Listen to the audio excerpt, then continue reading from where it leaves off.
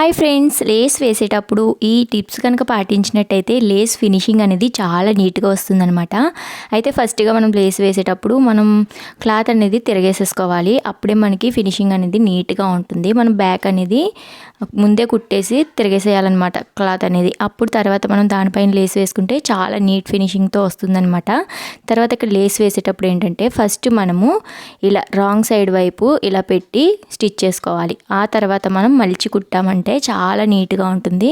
అదే మనం మడత పెట్టి కుట్టిన దానికి ఇలా కుట్టిన దానికి చాలా డిఫరెంట్ ఉంటుందన్నమాట. సో ఇలా ఎంతమంది కుడతారనేది కూడా కామెంట్ చేసేయండి. తర్వాత ఇక్కడ పలకల మెడ ఉంటుంది కదా, దానికి ఇలా మలిచి కుట్టడం అనేది చాలా మందికి రాదు, బిగినర్స్కి. అలాంటి వాళ్ళ కోసం చూపిస్తున్నాను. సో చూసారు కదా, ఇలా మనం సగం దూరంలోనే ఆపేసుకొని అప్పుడు మనం ఇలా వీ షేప్లో మడత పెట్టి పలక చుట్టూ కూడా కుట్టుకోవాలి. చూసారు కదా, ఈ విధంగా ఫోల్డింగ్ అనేది చేసుకోవాలి.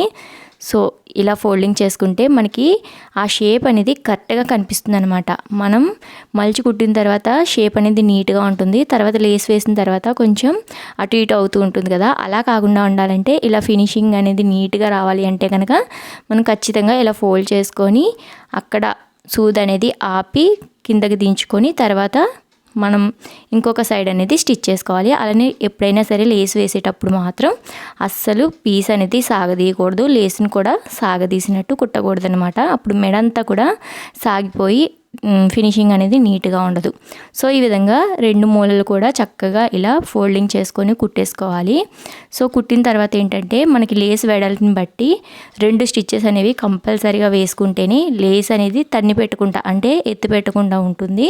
ఫినిషింగ్ అనేది వేసుకున్న తర్వాత కూడా నీట్గా కనిపిస్తుంది అనమాట. మరి వీడియో నచ్చితే లైక్ చేయండి. Thanks for watching. బాయ్.